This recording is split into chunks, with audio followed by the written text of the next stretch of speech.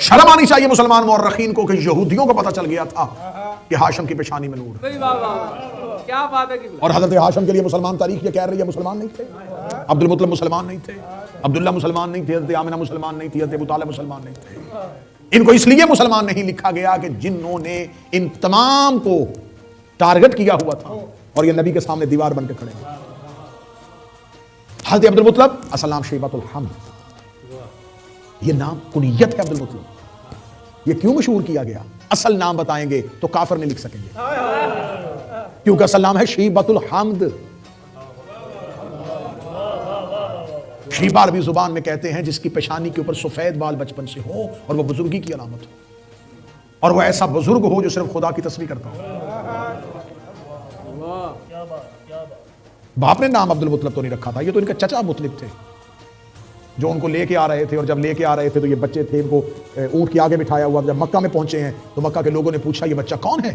تو کسی نے کہا یہ مطلب کا غلام لگ رہا ہے، تو غلام کو عربی زبان میں عبد کہتے تھے اور مشہور ہو گیا عبد المطلب، مطلب کا غلام، جبکہ مطلب ان کے چچا کا نام تھا، اصل نام ان کا شیبۃ الحمد تھا۔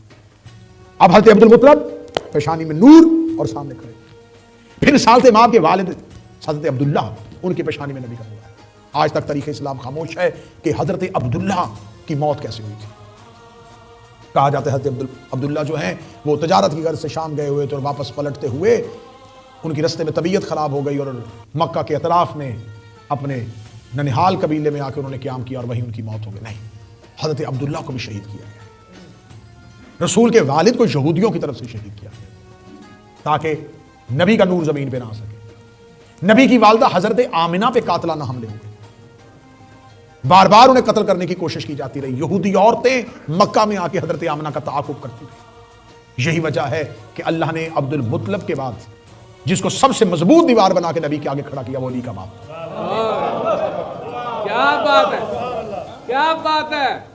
یقین کیجئے کہ تاریخ اسلام اتنی الٹی کر کے بچوں کو پڑھائی جاتی ہے کہ ان کو حقیقت سمجھ میں نہیں آتی۔ وہ 3.5 سال شیب ابی طالب میں خاندان رسول کا رہنا وہ مکہ کے کافروں کی وجہ سے نہیں تھا، کیا بات، نظر مکہ کے کافر آ رہے تھے اور پیچھے سازش یہودیوں کی تھی۔ سچ اور تھا۔ چلے میں ایک اور حقیقت آپ کے سامنے بیان کر دیتا ہوں۔ یہ جو کہا جاتا ہے نا کہ رسالت مآب کو ایک دائی لے کے چلی گئی تھی اور وہ دودھ پلاتی تھی، دودھ تو نبی کو کوئی پلا نہیں سکتا۔ ہاں، حضرت ابو طالب نے بھیجا ضرور تھا تاکہ نبی کو روپوش رکھا جا سکے، جیسے اللہ نے موسیٰ کو پوشیدہ رکھا۔ اس کی سب سے بڑی دلیل یہ اگر کوئی کہے کہ وہ دائی دودھ پلانے کے لیے گئی تھی تو دودھ اور رضاعت کی عمر جو ہوتی ہے وہ 2 سال ہوتی ہے، نبی 4 سال مکہ سے باہر رہے۔